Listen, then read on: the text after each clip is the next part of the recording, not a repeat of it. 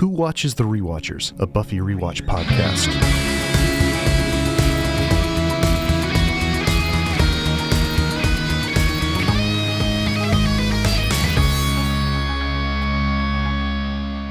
Welcome to Who Watches the Rewatchers, a podcast rewatching Buffy the Vampire Slayer. My name's Jarrod. I'm with my good friend Alan. Alan! We are on season 2, episode 15, called Phases, which is the first ever werewolf episode. Before we dive in, let me ask you a rather inane question. Do you have a favorite werewolf film? Me? Let's see. Favorite werewolf film? I mean, you can't go wrong with An American Werewolf in London. Yeah, no, you can't. And I would say that's the only one that's worth watching. Besides the original, is it 1941 or early 40s Wolfman with sure. Lon Chaney Jr. I think that's pretty classic. But American Werewolf in Paris was a swing and a miss.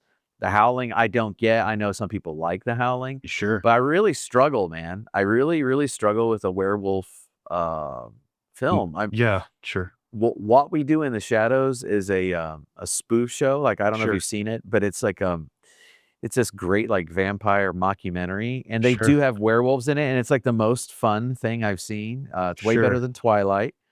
But yeah, definitely American Werewolf in London. I think it's hard to do a werewolf story. Have you seen Ginger Snaps? I have not. It's like a 90s teen girl version of a werewolf movie. And it's good? I mean, good. I'm not sure I would go that far, but I do think that it's what's the right way to say this? I do think that it's a contender for one of the better werewolf movies. Okay. Well, I'll have to consider that. I bring all that up because as I watched Phases, I really enjoy this episode. However, it's really hard for me to watch the werewolf. It's just, I mean, it before we even get to it, I guess, in terms of the narrative, we have a werewolf transformation. We have a werewolf that's seen in full. And it reminded me most of all the werewolf material I've seen. It reminded me most of Lon Chaney Jr.'s werewolf because he sort of runs around like a man, with a dog head. But it's really hard. I mean, campy. It's really hard to pull it off unless it's going to be campy or like heavily CGI. So I don't know. I think that's probably why it's so tough. But American Werewolf in London was a fantastic transformation. It was. And they got to the really like meat of the metaphor, I think, in that one. Sure. All right. Well, and along those lines, I think they did a reasonably good job with the metaphor in this. You know, I just thought of another werewolf movie that I think is a classic that I think everyone should see, which would be Teen Wolf. Oh, yeah. What was I thinking? I mean, that's a classic com. I mean, it's Michael J. Fox, the great Michael J. Fox. Yeah. Number 2 has Jason Bateman playing him. But yeah, no, I love Teen Wolf. Yeah. I'll digress for just a moment and say this about Teen Wolf. Okay. So I'm a comic book guy. The guy who wrote Teen Wolf is a pretty big deal in the comic community. His name is Jeph Loeb, and he also wrote he wrote a couple runs of Batman that are really were really well received, I guess is the way I should say it. One's called Batman the Long Halloween. The other's a book called Batman Hush. And then in addition to that, he because of his ties to movies and television, he ran the Marvel TV division when they first started doing the cinematic stuff. So he was the producer on like the Daredevil TV show and the Iron Fist TV show and all those things. In addition to that, back in the day, he wrote his other big claim to fame. He wrote Teen Wolf. He also wrote Commando with Arnold Schwarzenegger. Anyway, I bring that all up because he's actually really good friends with Joss Whedon, and I've heard a number of interviews with the two of them talking about this. Jeph Loeb did write some of the Buffy comic after Buffy went off the air. I got you. The Daredevil TV show, no, that's good. But listen, I mean, I want to talk about that because I'm watching the new one, but I'll say that we probably should get to Buffy because I think Yeah, our yeah, folks sure. want to stay here Oh yeah, talk about yeah, yeah, Buffy. absolutely, absolutely. So we start off with Oz looking at the trophy and trying to figure out why the eyes are following him. And Yeah, we, the trophy, the cheerleading trophy that yeah, was referenced in season 1, where it was the episode called The Witch. and Yeah, I love that callback. He's like staring really intently on the trophy yep, case, and yep, people are yep, just yep. walking by, and he's like, "Wow, cool." Like her eyes are following me. And he likes it. You know, it's like, Yeah, oh, yeah, yeah, totally. that made me smile too. Yeah, yeah. And then we have a scene with Oz and Willow where we sort of get the setup for the whole thing, which is that uh Willow is really happy being with Oz and happy that she has a relationship, and she's happy because they just went on a date last night.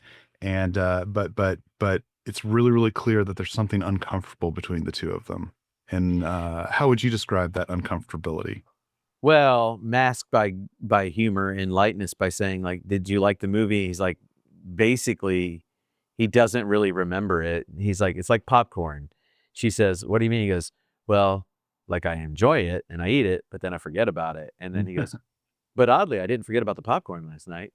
Yeah, yeah, right. Yeah, right. So, yeah, but it's awkward. Like, yeah, Willow, we find out she's interested in making out. She's interested in, there's a lot about the physical urges in this episode, which is part of the metaphor with the werewolves. I Yeah, think that they're using is kind of the carnal or the bestial or whatever is the animal of the human. right. And like she's ready, she's more than ready, and Hmm. I guess Oz has told her that he is patient, right? And that he's going to wait till she's ready. And you find that out in a scene later when she's telling Buffy, no, no, no, Sure. I'm really ready. Yeah, yeah, yeah, yeah. Exactly, exactly. So as Willow walks away from this encounter with Oz, Larry and Larry's gaggle of guy friends approach Oz. And it's really clear that Larry is meant to be sort of an antagonist for the episode. And he's making some off-color comments about Willow and And Buffy. Buffy. Yeah. And He's his name is Larry Bagby, and he's well, that's the actor, and he's playing Larry Blaisdell. So his actor name is, and his real name are the same.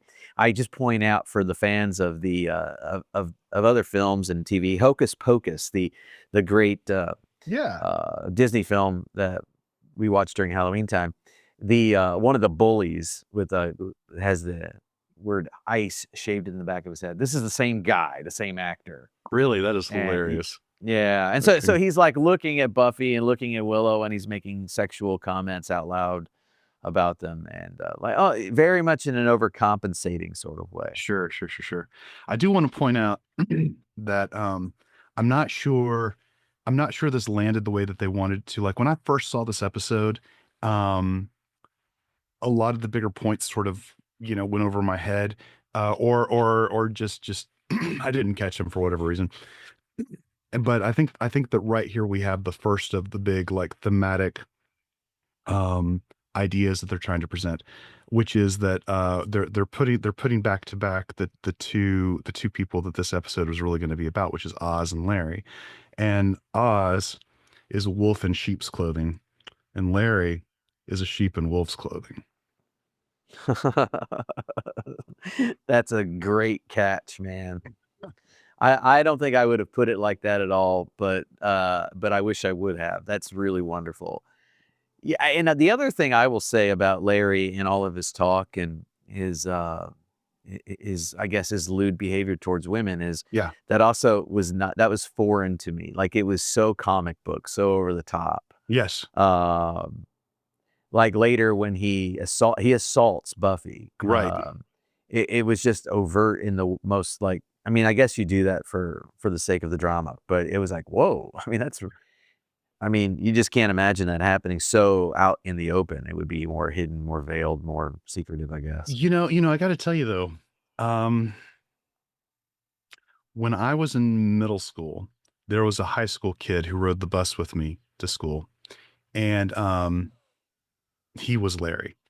Like he Really? was that overt all the time. And maybe that was a thing for a particular region of the country. Maybe that was a thing for a particular time in history, which would have been, the very, very mid 80s.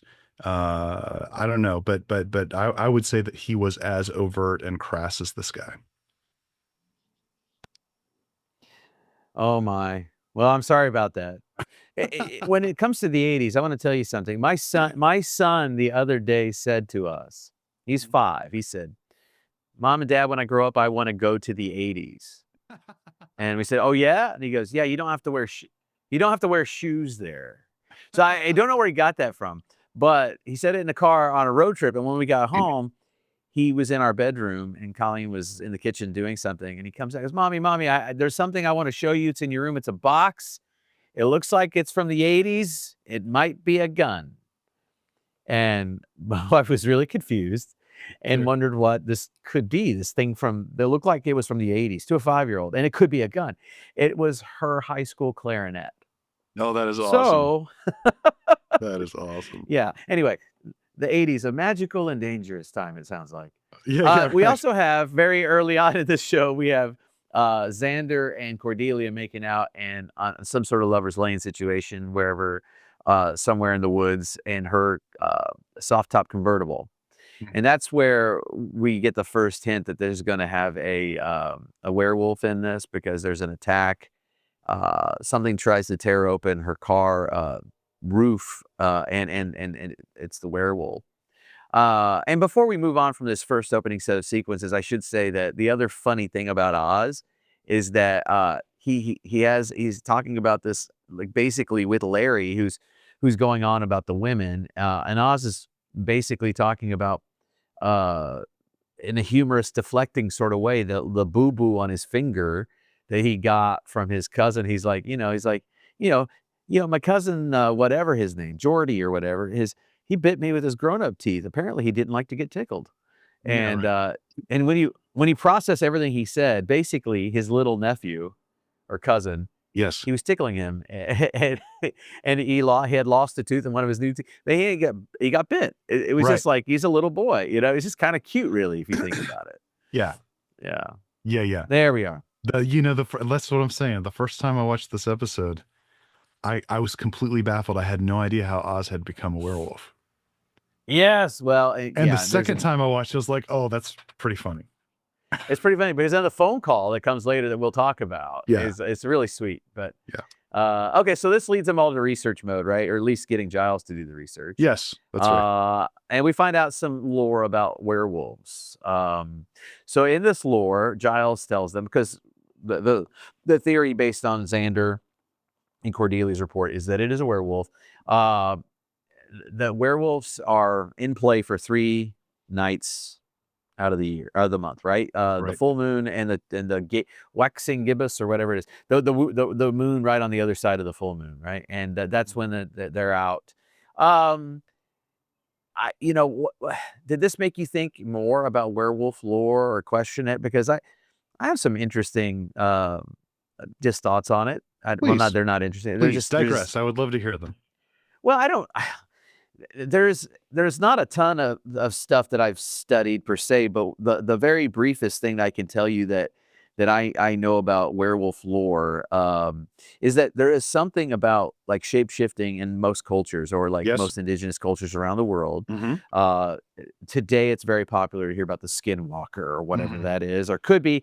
But yeah, so this is a very, like, pan-human sort of thing at some point. But the concept of werewolves reaching I would say, the consciousness that we have of it today, sort of like we have a concept of a witch today in our consciousness, Sure. does come out of more of a European tradition, and shares a similar root in terms of public fear. Being accused of being a werewolf was something that happened throughout the medieval period, perhaps at different points in different times, because the medieval period is like a millennium, right? It's a long time. But like say in the 15th century in certain Germanic countries, accusing something of being a werewolf was very akin to a witch hunt, except for it was much more it was much smaller. It wasn't as popular or as pronounced, but it was a Right. way, I think, for people to explain certain things that were going on socially. Like it could be like a killing or the death of a lot of animals or cattle. Sure. And in some cases, there is this theory that it was a way to describe pre-modern serial killers. Mm. Uh, there's this 15th in the 1500s. There's this German named Peter Crump or something to that effect, who was killed and by the people for being a serial killer. But he claimed that he had this belt that helped him to transform into a Yes. werewolf. And under the pain of torture, he confessed to killing like 14 some more people. But it played into this whole like explanation Sure. for why he did it.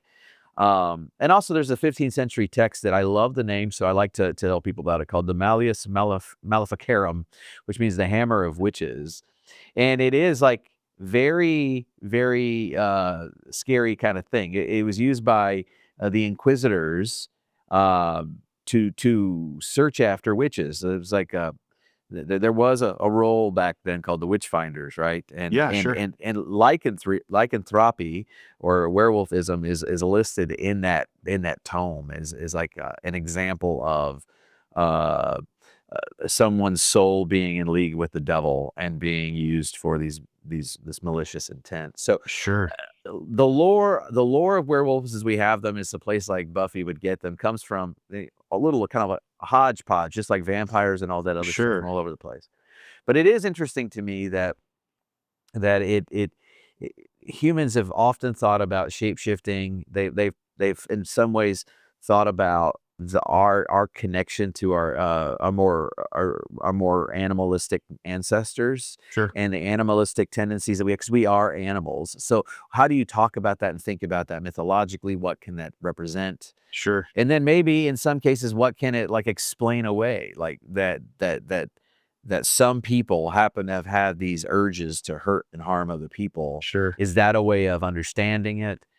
And then, of course, it gets wrapped up in some supernatural thinking in a more pre-modern mode. So anyway, there's just some interesting tidbits that I think that that all I that is absolutely fascinating, and a couple of those ideas are things that I had thought about. I knew about the guy with the belt, for example, but some of that I hadn't thought about. But where I thought you were going that you didn't go is okay. when you were starting to talk about the witch finders. I thought you were going to mention King James's second most saleable book called Demonology. Yeah, no, I wasn't, but good, talk more about it. Well, what I understand of it is that it's kind of where we get our current contemporary conception of witch is from this book, because he Mm. put a lot of energy into trying to figure out what witches are, and how we should deal with them and that sort of thing. And I assume that there's a section in it about werewolves. I have no idea because I've never actually read it myself. But I do know that it was a primary text for the Witchfinders post the era of King James. So we're talking, 1600 and later. I want to correct myself. He's trying to do all this from memory. The man who was accused of being a serial killer is named Peter Stump. All All right, right, but excellent. there's Stuba and Stumpf, all these different versions of how to say it, and they called him the Werewolf of Bedburg. Okay. And yes, he was decapitated. So victims 18, including 2 children. So says this Wikipedia entry, just so I can make sure I have it correct. So there's a lot of fascinating stuff about that. But yeah, you're right. That era where there were witch finders and texts devoted to this is a scary one, but also in some ways very understandable. But because we look for ways, we look for scapegoating mechanisms to Yes. explain social ills, right? Hmm. We still do that. And I even heard Donald Trump say about this dust up that's happening currently in our politics with Pete Hegseth and the errant communications that happened over a non-sanctioned non-government app, right? Right. He said, "Oh, this is a witch hunt." So we use that language just anytime. We can use it defensively anytime we think people are being ridiculous or Right. unreasonably guilt-seeking. However, it is a real thing as well, where we're looking for like the bogeyman somewhere and anywhere. Yeah. So it's an interesting social phenomenon that we still find. I mean, if we are tempted today to look back and say, "Oh, those silly, silly, stupid people," I would suggest, well, start reading anybody of note in the medieval world, whether they're Islamic or Christian or whatever. They're brilliant. They're brilliant people existed. Yeah. They Sure. were not dumb. And I would say, and also remind yourself of the fact that you have people of well-educated people today who are still willing to believe in things like the lizard people in the government, and I mean, there is all sorts of things that we will give ourselves to, and we're still making up stories. They just they just may not sound as supernatural. We may have come up with certain answers to explain or demythologize, but we've created more mythologies. People Yes. just aren't really necessarily. You're not necessarily aware of the water when you're a fish swimming in the water. Yeah, exactly. Exactly. Well, so getting back to Buffy, Yes, our next scene is the one that you were mentioning earlier, where we have Buffy and Oz and Willow in the gymnasium. self-defense class in PE. Yes. Did you ever have to do that in PE? Self-defense? No. Did you have to No, do no. line dancing? I did. Did you? No. I always see that, like, this cracks me up. Line dancing. Anyway, so yeah, they're doing self-defense, and Willow's coaching up Buffy on, like, you have to be like one of us. You have to be like a helpless Yeah. girl. You're supposed to be a meek, girly girl. Right. And she gets paired up with Larry, right? Hmm. Yep. And because I think Larry's trying to get paired up with Teresa, and then Buffy sort of runs interference. That's right. And ultimately what happens is kind of, it's a little gratifying for the emotions. Larry is talking out of school, and he assumes the position, but he ends up grabbing Buffy on the bottom and completely out of line. And she tosses him, more than tosses him, does it with force and verve. And I believe Oz has another great one-liner. Oh, that Or you works. could do that. Yeah, Yeah, that works too. that works too. Right. Yeah, that happens. And so you start seeing that maybe if the main metaphor of the show might be about our animalistic urges and things, Yes.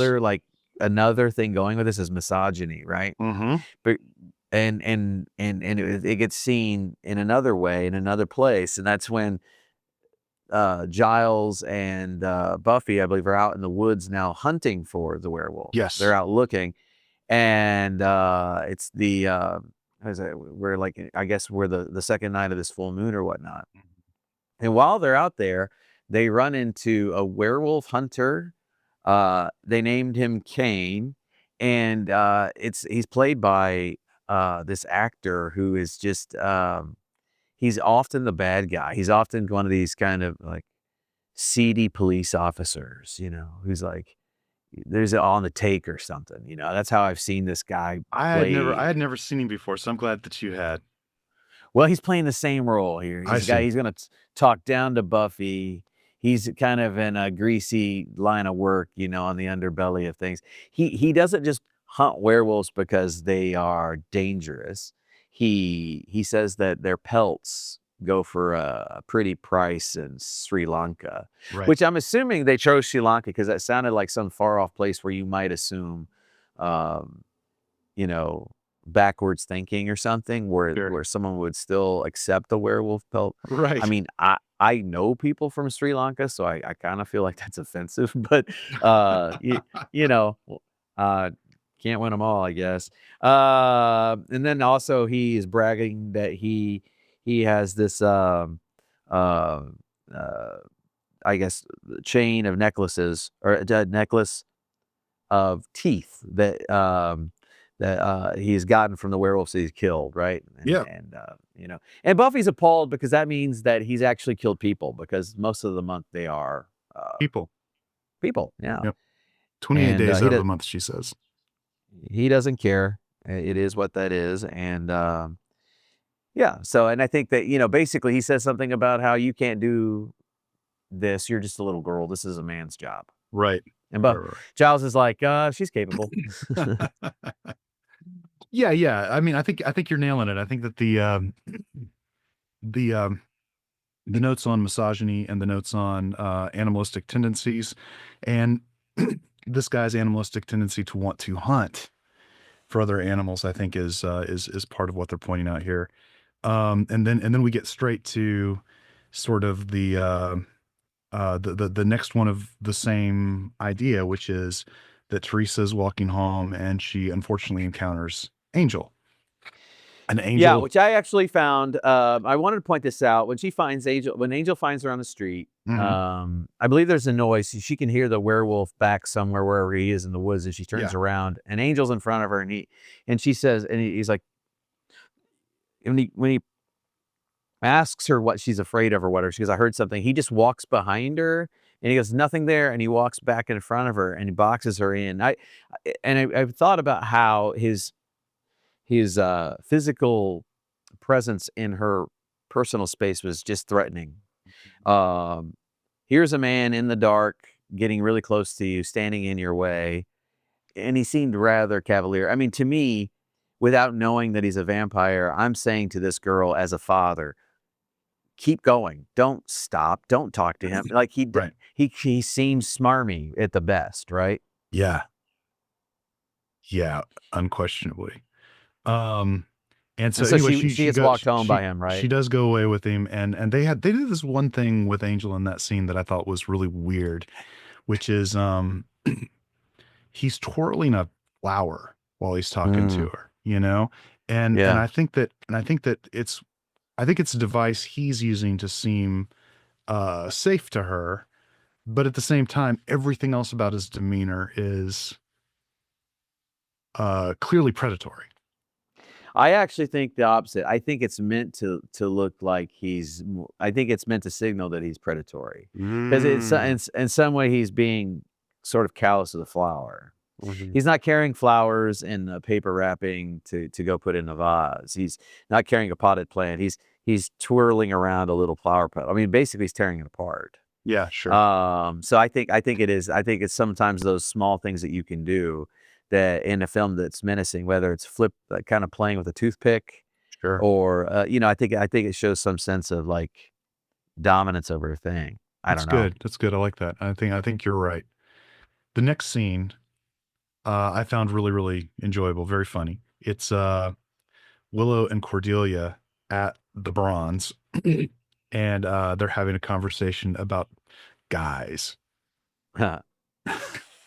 Yeah, and it's weird because they don't ever have talks, and these two characters are having and they're talking. They're just like gabbing, I guess. You could argue that they're talking past each other, but but it's probably the first time it's the first time we've really seen them sort of bond over anything, and they're bonding over their boy problems, which I think is hilarious. It is funny, and you know, Cordelia's like, you know, he's always talking. Xander's is always talking about you and Buffy, and Willow's like, and he doesn't even understand what he has right in front of him. It's just, yeah, it is cute and sort of sweet to see Willow kind of having a social life. Yeah, it really is, and it was it's a good moment, and I think that it leads to some additional good conversations in the future. Anyway, after that, we cut to Giles and Buffy, who are in Giles's horrific car. And I looked up what kind of car it is, but I can't pronounce it. Oh, okay, cool. So we'll have to figure that out later. But they're arriving to the Bronze because there was something in the Bronze, and I guess it scared everybody out. Yeah, the werewolf, right? Yeah. Yeah, the werewolf is there, and everyone's running out, so they're on their way there. Because what else is there to do in Sunnydale? You go to the Bronze, right? Yeah. I mean, and wait for the vampires and werewolves to arrive. Buffy tries to encounter when she encounters the werewolf. She tries to catch it with a chain, and I didn't catch it. Maybe I was being interrupted by one of my kids. But was this like a silver chain? It did look like it. I don't think that they mentioned. I don't remember hearing silver chain, but it definitely did look like that, and they definitely talked about silver in other parts of the episode. Okay, I wasn't sure, but it didn't work. It gets away, right? Yeah, it gets away, and our wolf hunter comes in, and he's angry because she was trying to catch it instead of trying to kill it. Now it's gotten away, and he's pissed off about that. That's exactly right. But now the wolf is out in the alleyway, and it encounters Angel, and they sort of growl at each other for a minute. But eventually Angel just sort of walks away. And by the way, no, he walks away as like he's seeing at least an equal opponent, right? Like, yeah, sure. Sizing you up, I'm gonna walk away, right? Of course that doesn't to your earlier point, I'm not sure that totally plays because the werewolf kind of looks ridiculous. Yeah, it does. This is one of the first times we see it like in full stance, in full light, and it's it's just so campy. It's very, very difficult to take seriously. Yeah, I remember thinking to myself, I've always, been wanting to show this to my kids. My daughter, who's 12 now, and she's really into certain shows that I like, and I don't know that I think this is where she'll throw shade at me. I think this is where she's like, Dad. yeah, sure. Well, I mean, I am certain my daughter would as well.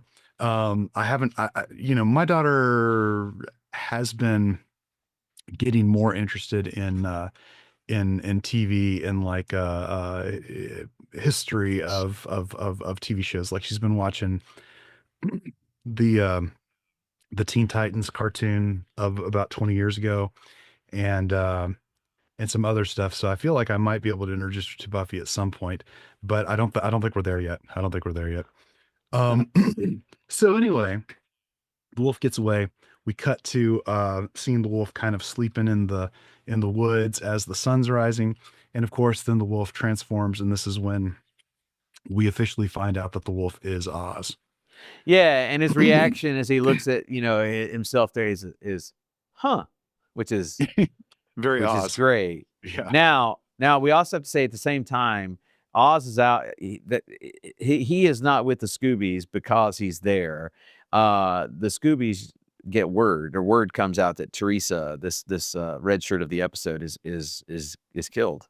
Yeah. And so there is this emotional weight on Buffy that, wait, she was killed. I didn't get the job done. Right. That's been plaguing her mind. So I'm like, she's now angry. She's going to go in and she's going to kill this werewolf. But that sets up the moment really well in the library for everyone to have the weight of Teresa's death, and then Oz, who's now just realized something about himself, to enter in. But before he does, we get this phone call. Oz is at home. Yep. And he's walking around and he's on the phone. Do you want to take that conversation? Yeah, sure. So he's talking to his aunt, I think, and he's like, "Hey, is Joey or Jimmy or whatever the kid's name is he a werewolf? Huh? How long's that been going on?" Yeah. My love to Uncle Ken. Yeah, right. And it's just like, oh, okay, so that's why. And then he realizes he is. And I love that they don't like this is the part of the episode is genius, because so much of the time when you're watching things like this, you have to suspend disbelief. And Buffy often gets wink, wink, smile, smile at you about the whole thing. That it makes it okay sometimes. It's like, oh, we're just leaning right into it. Like this, this isn't something we have to explain away. Yeah. I totally agree with you, and I think that that's one of the brilliant things about the show. Okay, post Buffy, I have some friends who assumed that I would be really into the show called The Vampire Diaries because I liked Buffy, and and I tried to watch a few episodes of it, and what they couldn't understand was that man, that show's taken itself way too seriously, and it's leaning into all of like the cliches that of vampires, as opposed to Buffy, which is really, it's really trying to use vampires as a vehicle to talk about real issues, as opposed to using vampires as a way to just talk about non issues, which is what I think happens, Right. unfortunately, a lot of the time. Um, but yeah, so Oz comes into the library after this conversation, realizes that he knows now that he's the werewolf, and now he thinks that he killed Teresa, and that's really the problem at this moment. Yeah, and he hears that Buffy wants to go kill the werewolf, and he's just got this Yeah, mix of feelings, obviously. It's pretty heavy, and we get a cutaway with now having Xander confront Larry. Xander has figured it out in front of everybody, which this is funny too. He's like, I can think like this thing because I was also a I canine. forgot about type, this. right? That's right. I That's was right. a hyena. Remember at practice season 1. And he goes, I remember the way they feel and think. And then Buffy says, I thought you forgot everything about that because of his poor, poor, poor behavior. So Right. when he came out of that, I mean, it was so like his behavior was evil. I mean, it was downright predatorial amongst his friends. And he just tells them that he doesn't remember anything that happened. Right. And they Right. just let him off the hook because of that. And we talked about that on this show. We did. Now he's like, I know what it's like to have that desire and lust and hunger for fresh meat. And Buffy's like, I thought you forgot everything about that moment. And then he changes the subject really quick. So it's really kind of funny. But because of that, he goes, it's Larry. Larry acts like Mhm. these predatory animals. And Right. so now he's in the locker room because as we've established through And season Larry was 1. bit by a dog. That's right. Forgot about that part. But Yeah. as we established in the first season, a lot of great things, or rather not great things, happen in the locker room and here in the early part of the Buffyverse. That's right. And there he is. There's no reason why they're both in the locker room. I guess you go there in between classes when you want to have a private conversation. Who knows? There they are. And we have a rather cringeworthy conversation that was meant for comedic effect, but I don't know how well it holds up in 2025. Right. Because Xander's like, look, I know what you're going through. And he's like, you do? He's like, I've been there before. I can't tell people about it, blah, blah, blah, blah. Well, of course, you could predict, it's telegraphed. Larry's actually a closeted homosexual.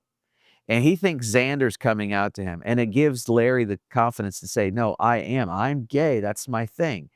And it makes him feel great to get it off his chest. And it makes Xander feel mortified that he thinks that he's gay.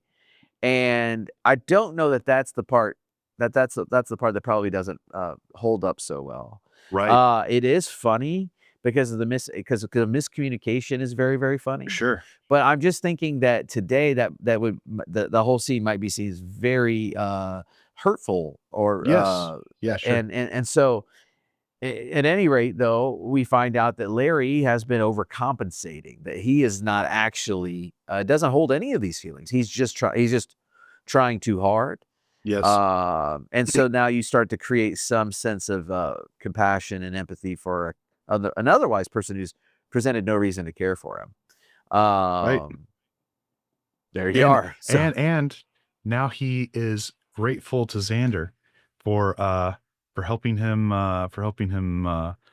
realize where his feelings are coming from. And I think that's a little bit over the top too, to be honest with you. it's fast is what it is. Yeah, it's yeah, very yeah. fast, right? And then when we but he continues to think that Xander is a closeted homosexual, which is supposed to be comedic. I think it actually is funny on the surface, but now Right. knowing enough people who have had these experiences of being closeted, I can see that and go, ooh, the Yeah. pain that this thing is eliciting. Yeah. It's not taking seriously that pain. Yeah. Well, now and then cuts from here back to the library, and we get a trope put over on its head. I like this part right after all because Buffy's trying its best right now to flip things over and turn them over. Yes. And this is where Buffy tells Willow about Oz. Yep.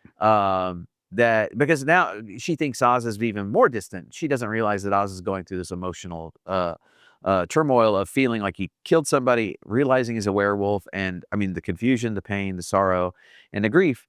Uh, she thinks he's just pulling away further from her, and Buffy says to Willow, "Hey, if you want to speed things up, maybe you be the aggressor." Mhm. So it's another like trying to flip over gender roles or expectations on their head. Absolutely. Absolutely. And then we have a scene with Buffy and Xander where Buffy basically says, "How'd things go with Larry?" And he goes, "Why are you asking me to stop pushing?" I mean, that part is really funny because Nicholas Brennan is doing a very great job being the neurotic that he is, and Yes. and the uncomfortable teen, and it works. Uh, And but one thing comes to mind is that Buffy's like, Teresa's body wasn't mauled. Well, let's go have a look at it. So they actually go to the funeral home, which is Mhm.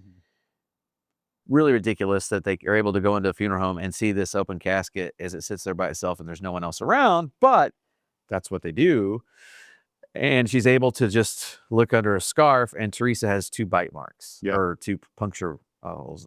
Yep. Just obvious vampire. And the mortician did not cover it and make up it, just put a scarf over it, which is, to me, it's just very funny. I guess I just know a little bit more about the world there than that, but that made me smile. No, I totally agree. But they also, as I'm fond of pointing out, visual narrative, you gotta cheat some in order to make things clear as quickly as possible.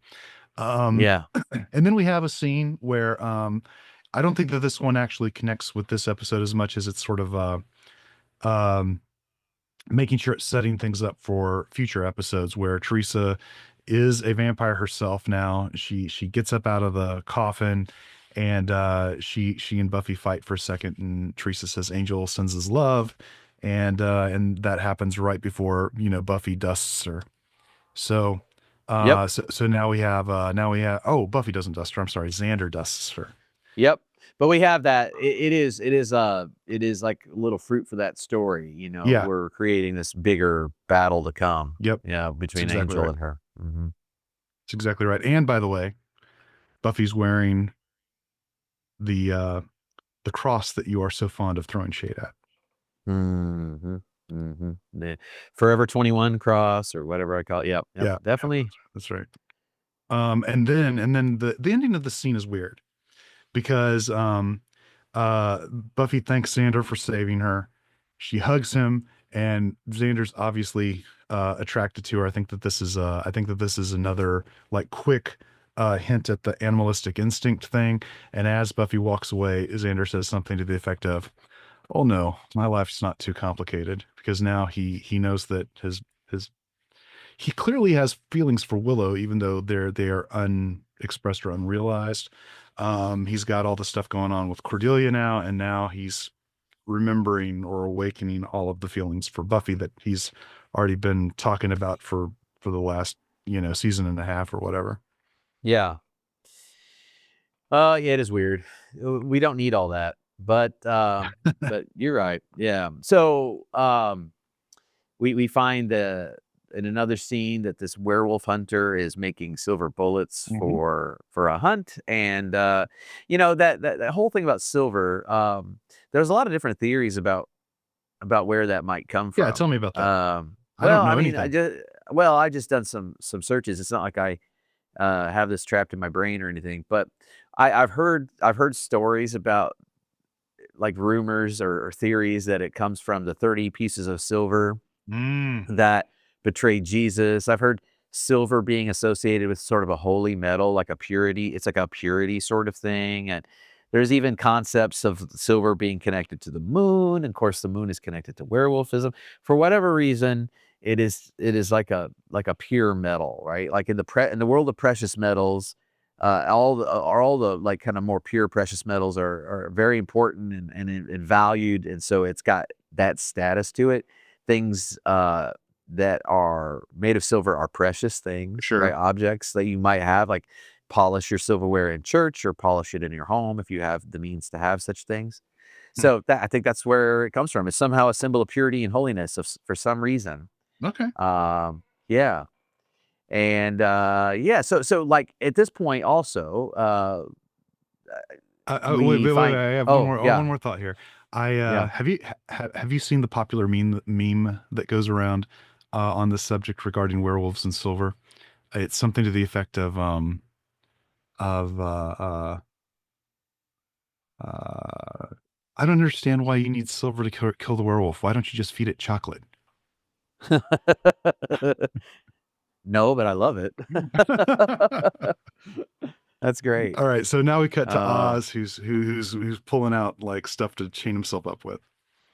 yeah, he's doing that, right? And Willow goes to visit him, and she's like she's gonna confront them on a relationship, and then she sees that something else is going on, and all of this is at the wrong time because he's gonna begin changing into the werewolf, and as she's running away, Oz is now in pursuit, trying to actually kill her because he's out of control. Hmm. He has no control over his faculties. Right. Um, of course, this wolf hunter, Cain, he hears the screams, and so he begins to go toward them to kill the werewolf as he assumes it is the werewolf.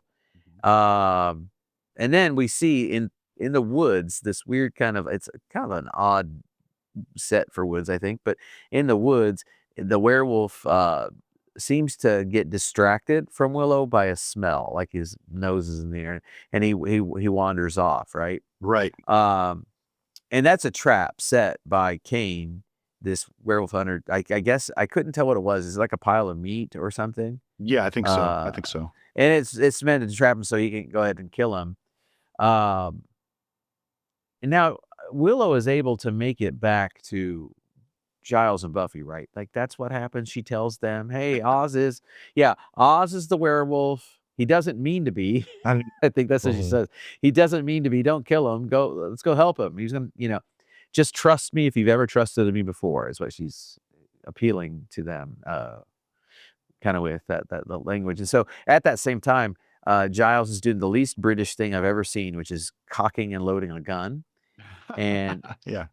it's a tranquilizer gun, of course. Right. Sure. And now they're all in the forest where Cain has hunted down the werewolf, and the werewolf's there, and he's gonna get it in its sights. And Giles and Buffy and Willow show up, and that's where we have our final confrontation. Sure. I think he gets a shot off, but Buffy blocks it, right? Or like kicks the gun. Is that? Yes. Yes, that's the deal. And I guess Buffy basically picks up the gun. The hunter's all upset because he's like, I don't understand why you people are protecting werewolves. No wonder this town is overridden by monsters. And Buffy basically like takes the gun. It's the most obvious example of her strength we've seen, and bends the barrel of the gun. Oh And yeah. I don't I think until this scene we'd seen her fight, but we don't understand like how strong her opponents are. This is the first time we really see um exactly what Mm, her super strength looks like. yeah. I mean, I was kind of shocked by it actually. I didn't remember that. That seemed like extra strong. Yeah. Well, I mean, in a future episode, Riley's going to say, "You're really strong, like Spider-Man strong," and I think that was always the intention, but I don't know that they ever demonstrated on the screen clearly enough, except for this is the first time that I think it's super clear. Yeah. And they are able to, well, I guess the most probably painful moment for Willow is that, or not for Willow, but maybe just for their budding love, is that Oz then, still tries to attack her. He is shot with a tranquilizer gun, and later, uh, the resolution comes. It seems as though I like this part where, I should say, I like the part where Oz is talking to Willow. They're dismounting from all the events. It's like the next day, and she's like, "Did you talk to Giles?" He's like, "Yeah, basically, I got to lock myself up at night, 3 nights out of the month." And she goes, "Oh yeah, yeah." He said a lot more than that, but or he said it took him a lot longer to say all that, right? Yeah, Like yeah, that yeah, was the yeah. joke, He right? used he used more words. Yeah, and And then, like, you get the sense that he's really out of duty saying, "Hey, I'll step away from this relationship." And she's like, "No, I'm in it." And then she makes a joke saying, like, 3 days out of the month, I'm not fun to be around either, which is sort of, I don't know. I gotta say, I mean, I'm a guy, I don't know, but this show is filled with a sort of feminist quality to it, where it's trying to talk about the difficulties of being a woman in this world where men act the way men act. Yeah. And it talks about some of the internal problems that men have when they're not able to curb their desires. And it's talking about misogyny, it's talking about all those things. So it felt weird making a I menstruation agree. joke. I agree. I agree. But I mean, it's one of those things where it's like, I guess maybe it's just sweet. I don't know, but it did feel funny to me. It caught my ear last night when I was watching this as well. And I thought, um, at the same time though, I just think it was different. I think it was a different time. I think that at that point in time, we're talking late 90s. Yeah. I think that uh, we hadn't done a good job yet as a culture of really communicating about how we should be communicating about these ideas. And I think we were still finding our way. And I think that's really all it boils down to. I think in the early 2000s, I used to do a podcast with a group of buddies of mine called the Legion of Lethargic Super Geeks. And and we would do Oh my gosh. we did like a monthly graphic novel book club kind of thing is what we were doing. And and I had to about a decade ago, I had to go back and like trash all those episodes and try to expunge them from the internet. Not because we are terrible people, but because some of the humor in the show, some of the things that we discussed were definitely not appropriate. And I don't think, and I don't think that any of us are any of me or any of the guys on the show are bad people at all. But I do think that we hadn't become aware enough about how we should be communicating about specific ideas. And I think that that's really all it boils down to. Yeah. I think that, I think that's right.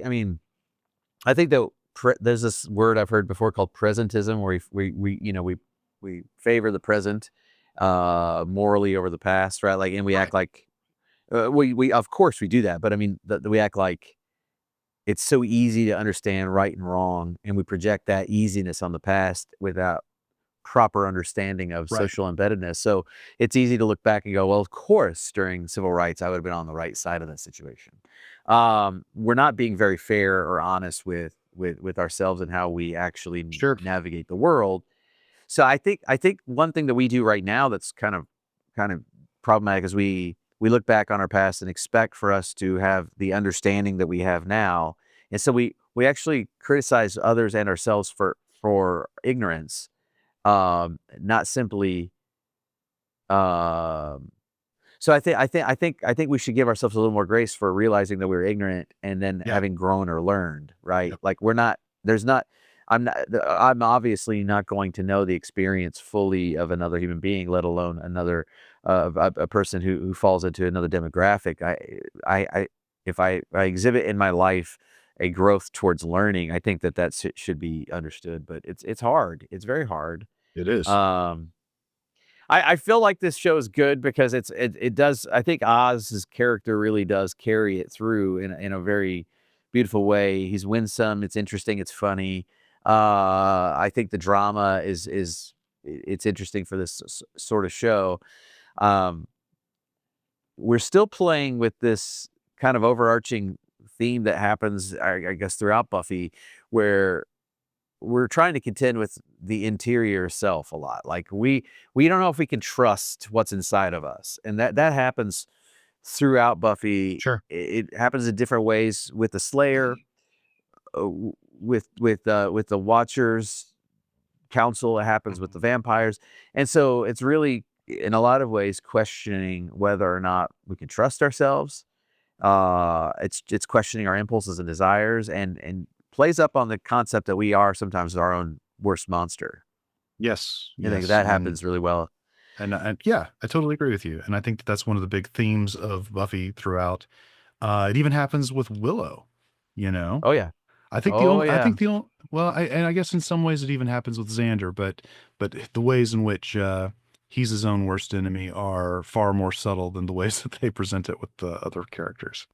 Right. Yeah. And I think it does a good job here of trying to expose some issues against women. I've already said that I think that it tries but sort of fails with the homosexuality thing. Um, but it was probably ahead of its time, Hmm. or probably on the cut, or probably on the leading edge of that. Right? You Yeah. probably weren't seeing a lot of stuff like that. No, no, no. I mean, So. trying to think, trying to think where else we would have seen stuff like that at that point in time. I mean, in a teen drama, you probably weren't seeing. You were probably seeing it. It definitely was presented as a very normal sort of thing, right? Sure. So I mean, you were seeing some stuff in My So-Called Life. Will and Grace was coming out. I mean, there's stuff, but I mean, Yeah, it sure. still wasn't. You know, uh, yeah. I just think it was probably still pretty early on. I think But so. I anyway, think so. yeah. Well, our next few episodes are really good. I mean, again, this is one of the this is sort of the peak classic Buffy era, you know. So coming up next, we've got a good witch episode, and then after that, we have a handful of episodes that really build the mythology for the final towards the final battle. You know, they're episodes that are angel centric. Awesome.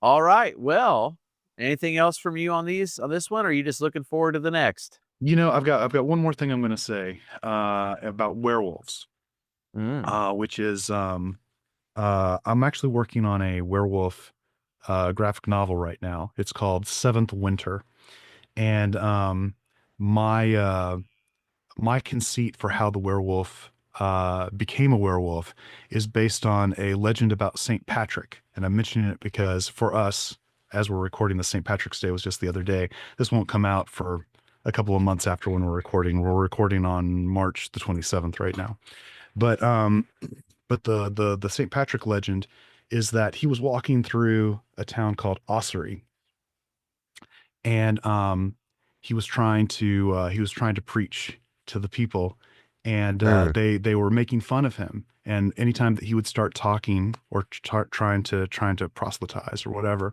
um, they would howl at him. Hmm. And so he cursed them as he left the town. And he said, he cursed them to become wolves every seventh winter. Okay. And that's the origin of the Irish werewolf myth. Okay. That sounds cool. Hmm. Well, tell us more. You have to tell us more as it comes. Yeah. Yeah, I'll tell you, I'll probably put some images up eventually related to this. And the other thing that I wanted to tell you is that I put the podcast on YouTube yesterday, in addition to the regular podcasting stations. Oh, I saw that. Yeah. Awesome. Very good. Well, friends. Oh, well, one more piece. Have Please. you been hearing any more about the Buffy, next Buffy installment? Have you been hearing any more about it? There are two things that I've heard. Uh, Again, really, really nebulous information. The first thing, and probably the most important thing, is that Sarah Michelle Gellar has said in a couple of interviews that things are progressing way faster than she expected. Mm. So maybe we'll see it within the next year or two, as opposed to the next 3 or 4 years, you know? Um, and then the other thing that I heard is that there was a big reunion party with all of the people from Buffy. Like I saw a photo with Allison Hannigan and Nikki on Facebook the other day. So I know that they have all been in contact with Sarah about this. Is what I guess I'm coming down to. Awesome. Well, I hope that we get something. I hope we get something definite. That would be great. Yeah, man. But all right, my friend. Listen. Till next time. Keep watching.